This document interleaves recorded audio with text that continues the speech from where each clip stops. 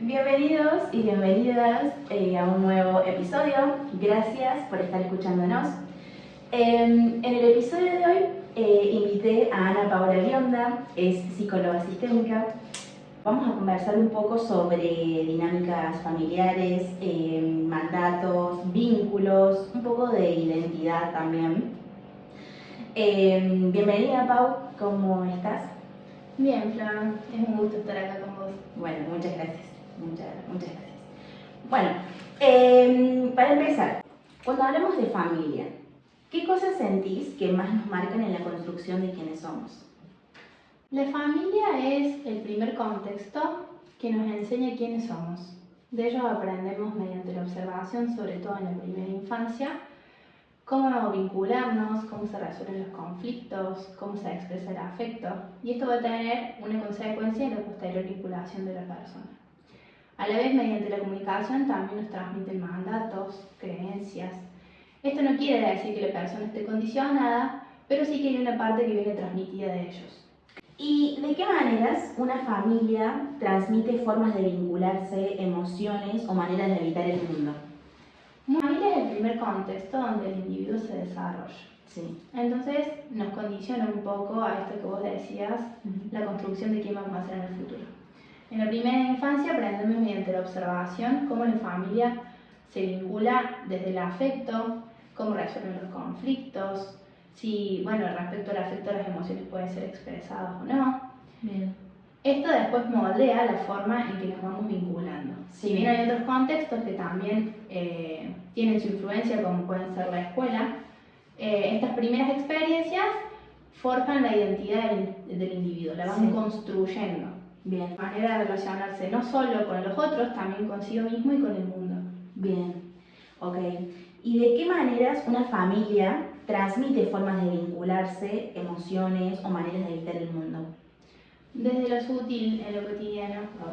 Esto que decíamos recién, por ejemplo, la emoción. Hay familias donde se permite expresar el afecto, hay otras donde, por ejemplo, expresar el enojo puede generar distancia, entonces es algo que se evita.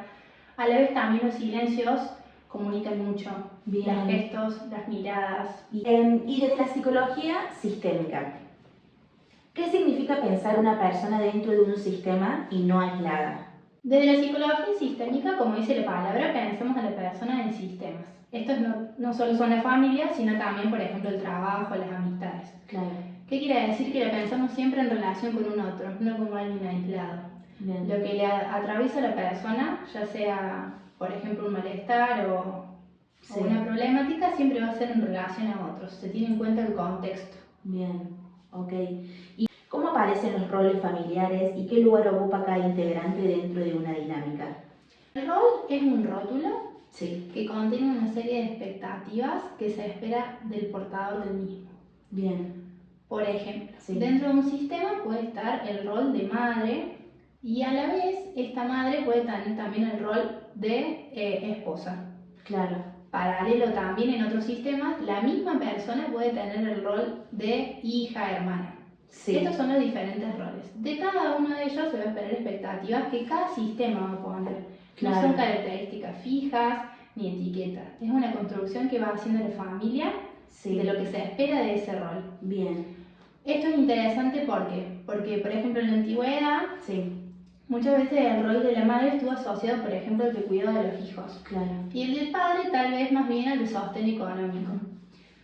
Hay familias donde esto no se organiza de esta manera. Entonces, lo interesante de esto que preguntas es que desde esta corriente no trabajamos con eso fijo, sino si es adaptativo para la persona. Lo que vemos en el rol es qué función está cumpliendo dentro del sistema. Y si, como decía recién, es adaptativo para el momento evolutivo que la familia está transitando. Bien. ¿Qué significa que sea adaptativo, evolutivo? Bien, te lo explico con un ejemplo. Supongamos que en caso de enfermedad, en una familia constituida por mamá, papá e hijos, uno de los papás falta, ¿cierto? Tenemos mamá, papá y los hijos. Bien. Si el papá se enferma, puede que mamá, ¿cierto?, esté acompañándolo y haya que ocuparse de este hermano menor. Sí. Entonces, puede que por un determinado periodo de tiempo, este otro hermano que sea mayor ocupe el rol de papá, Bien. haciendo que, por ejemplo, tareas de la casa, cuidando al hermano, Bien. acompañándolo en el desempeño escolar. Esto sería una parentalización. En la medida que sea por un tiempo breve, esto que decíamos, adaptativo Claro. a la dinámica, no es algo problemático. Bien. Lo que aparece como disfuncional, digamos, Sí. es si esto perdura. Claro. Si al momento de volver los papás luego de este conflicto, sigue ocurriendo esta dinámica y no vuelve a ocupar el lugar de hijo, digamos. Bien, entiendo. Con todas las funciones que se esperan de ese rol. Ok, bien. Y en una familia, cambiamos como un poco quizás el enfoque. Muchas veces en una familia hay temas que no se hablan, silencios o historias medio borradas. ¿Qué efecto tienen esas cosas en generaciones posteriores? ¿Se ven reflejadas en la persona en conductas, hábitos o formas de vincularse? Imaginemos, con un ejemplo, tenemos a dos abuelos. Bien. Que sufren la pérdida de un hijo. Bien. Acá está el otro hijo, ¿cierto? Sí. Ellos por dolor eligen silenciar el duelo. Ocultan las fotos del hijo, si es que hay. Eligen no hablarlo. Bien.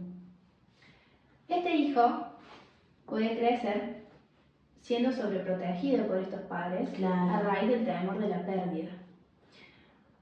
Lo que va a hacer que después, al momento de tener hijos, también pueda trasladar estos miedos, claro, a ellos. Bien. No solo eso, sino cómo uno se vincula emocionalmente.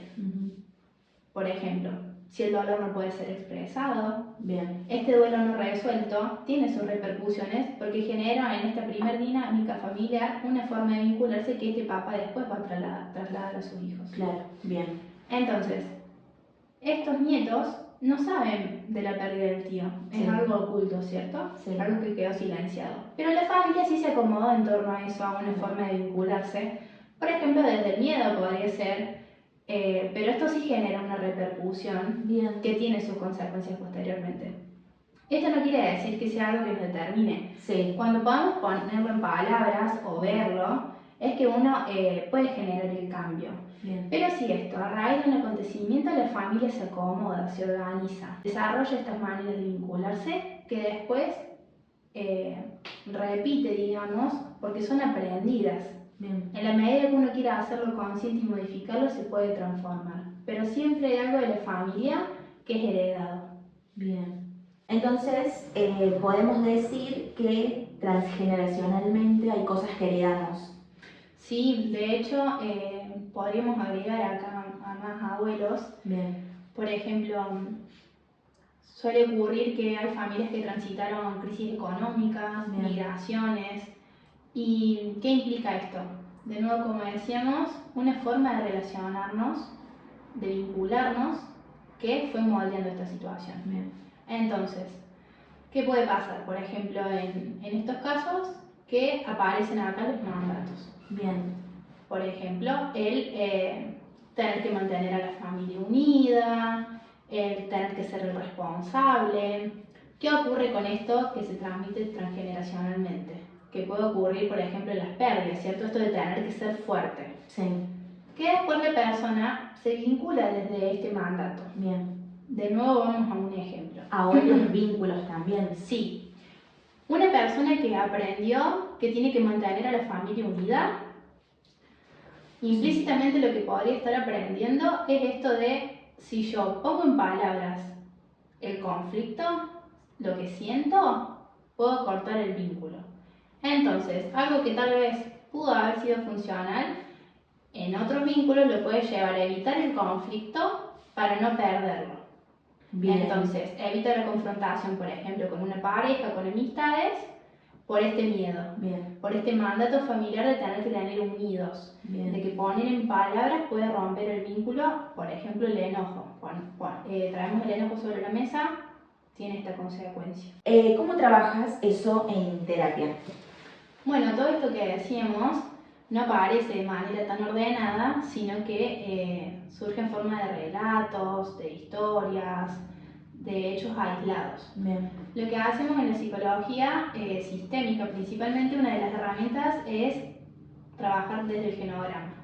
Bien. Y desde estas esculturas familiares. Lo que permiten es organizar esta información. El genograma es un resumen de la historia familiar. Wow. Y con los pet dolls, que son estas esculturas, lo que nos permite también es esto que hacíamos recién, la representación gráfica. Claro. También ordena un poco. Bien. Cuando empezás a trabajar todas estas historias familiares en terapia, ¿cómo se ordena toda esa información?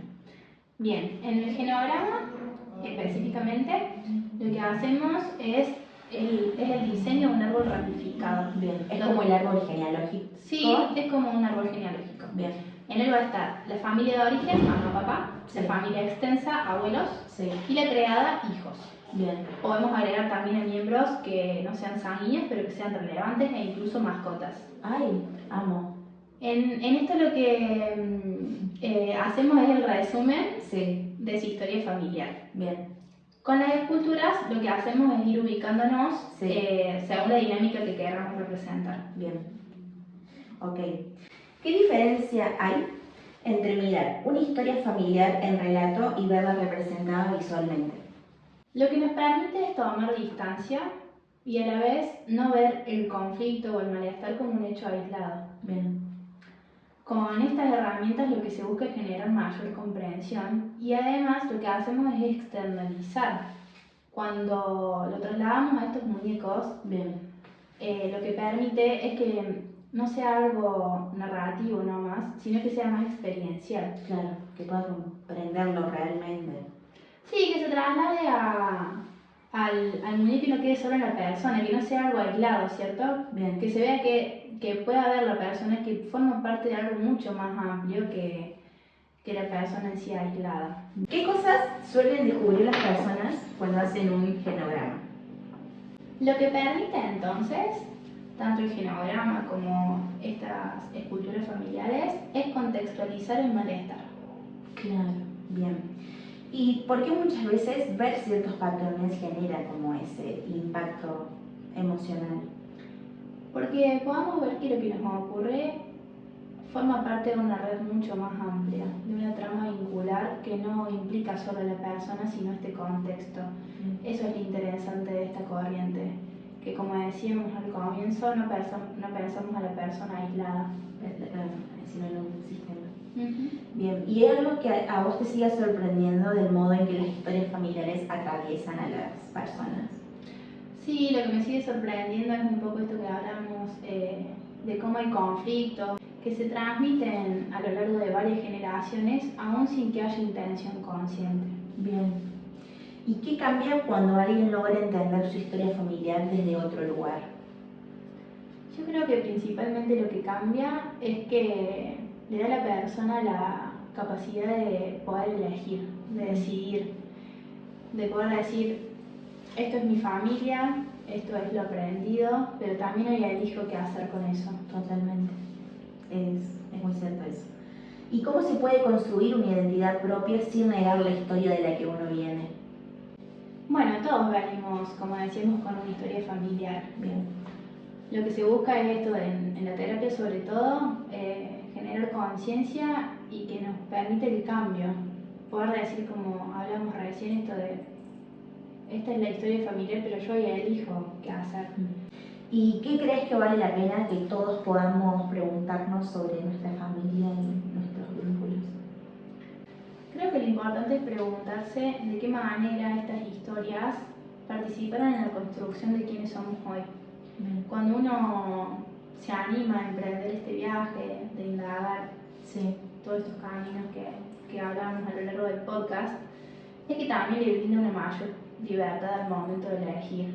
Bien. Algo que agregaría es que cuando la persona llega a la terapia, desde la psicología sistémica le decimos llega el paciente identificado, el chivo emisario. Bien. ¿Quién es? A quien el sistema responsabiliza de todo este malestar que no está pudiendo ver. Wow. Lo que ocurre cuando la persona llega a sesión es que muchas veces se transforma en el portavoz del síntoma familiar, administrar el espacio pone en palabras eso que la familia no está pudiendo resolver. Bien. Entonces tenemos como estos dos conceptos, el chivo emisario, que es a quien culpabiliza el sistema familiar, Bien. y a la vez el portavoz, que es quien pone en palabras lo que está ocurriendo. O sea, el paciente, digamos, el que va, claro. Bien. Si en general a la consulta acude, como decimos en la sistémica, este chivo emisario, que es quien denominamos paciente identificado. Wow. Ah, bien, ok. Bueno, muchas gracias. Gracias por haber estado acá. Te agradezco mucho. Nos vemos Un en placer. algún próximo episodio.